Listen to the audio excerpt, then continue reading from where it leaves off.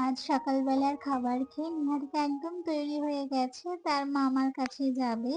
এখন তোর পরীক্ষা শেষ, স্কুলও বন্ধ, তবুও তো কোথাও ঘুরতে নিয়ে যাওয়া হয় না। তার কারণ এই যে বাইরের এত রোদ, এত লু পড়ে, তাই ওকে একদম চোখ মুখ ঢেকে দিয়েছি, চোখে চশমা পরিয়ে ওকে পাঠাচ্ছি ওর মামার কাছে। আমার দাদা আমাদের এখানে থাকে, ওই ধরুন ৩ ঘন্টার রাস্তার ব্যবধান, অনেকটা দূরে সে থাকে।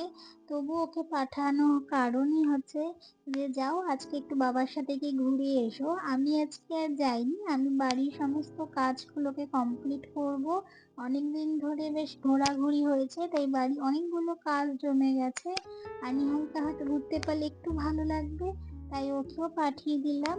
যাচ্ছে আজকে ওর মামার কাছে একটু ঘুরবে আর মাছ আনতে যাবে। অনেকদিন হলো আমরা বাড়িতে কিন্তু মাছ খাইনি, তাই দাদাকে বলা হয়েছিল ওখানে যদি মাছ পাওয়া যায় আমাদের জন্য একটু কিনে রাখিস। ও এগুলোকে কিনেই রেখেছিল, তাই গিয়ে নিয়ে আসা।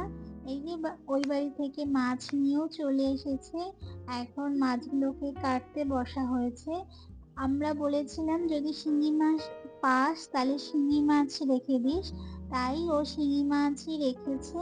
কত বড় বড়, তাই না? আর তার সাথে ছিল দুটো মাগুর মাছও। মাগুর মাছগুলো খুব বড় না হলেও সাইজে তবু মোটামুটি বড়। এই যে এই দুটো মাগুর ছিল, আর ছিল সবকটাই শিঙি মাছ, প্রায় ৩-৪ কিলোর কাছাকাছি শিঙি মাছ আমরা রেখেছি। আর এই শিঙি মাছগুলোর সাইজ দেখো না কত বড়, এত বড় বড় সাইজের মাছ ছিল। কারণ আমরা বলেইছিলাম শিঙি মাছগুলো একটু বড় সাইজে রাখতে।